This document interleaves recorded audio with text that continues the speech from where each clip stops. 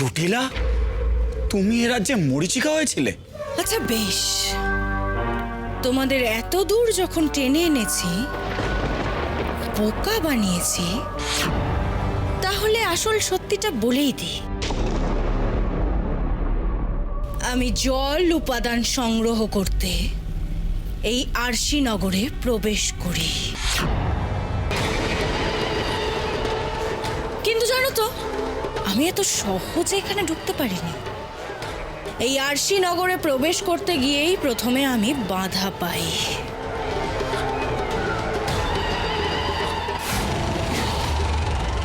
এবার দরজা খুলে যাবে আর আমি সহজেই তৃতীয় রাজ্যে পৌঁছে যাব। আমাকে তখন অন্য একটা উপায় নিতে হয়। এই রাজ্যের মহারাজ দর্পণকে আমি আমার হাতিয়ার হিসেবে ব্যবহার করি।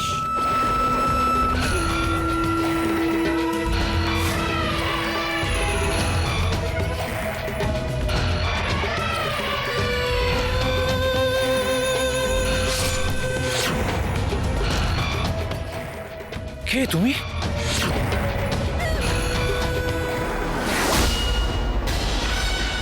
মহারাজকে বিবাহ করে আমি যখন এই প্রাসাদে আসি,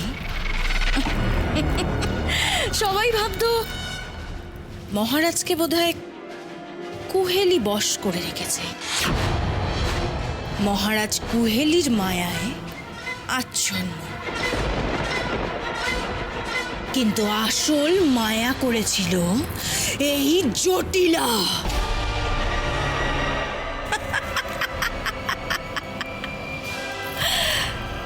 কিন্তু আমি কুহেলির মুখোমুখি হতেই কুহেলিকে চিনতে পেরে যাই।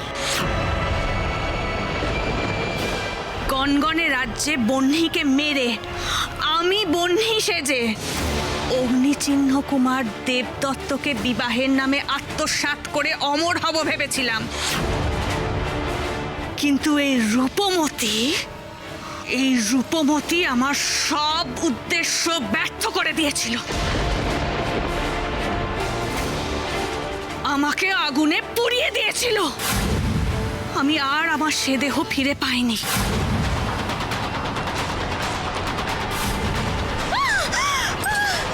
তারপর আমি কুহেলির বেশে এ রাজ্যে আসি, বড় রানী প্রজ্ঞার তুতো বোন সেজে।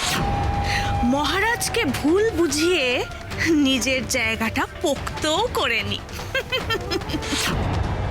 আমার উদ্দেশ্য ছিল মায়া ফোয়ারার সামনে সেই মায়া দর্পণ হস্তগত করার, যাতে আমি চিরযৌবনা হতে পারি।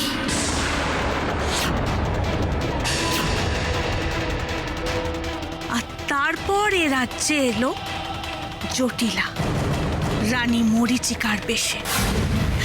আমরা দুজন বুঝতে পারলাম আমাদের দুজনের উদ্দেশ্যই সাধিত হবে এ রাজ্যেই। তাই আমরা একে অপরের সঙ্গে হাত মেলালাম।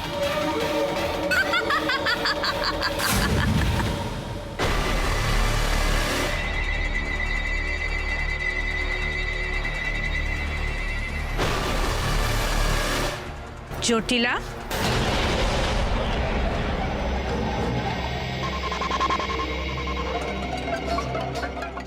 সবার চোখে ধুলো দিতে পারলেও তুমি আমার চোখে ধুলো দিতে পারবে না। আমি কিন্তু তোমাকে চিনে ফেলেছি। তুমি খোক্কস রানী জটিলা।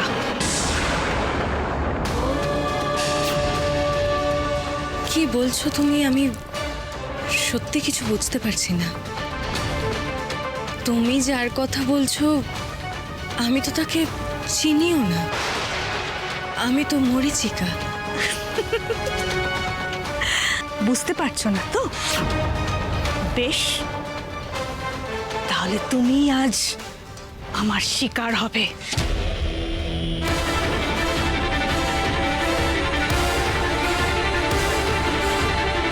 ছাড়ো!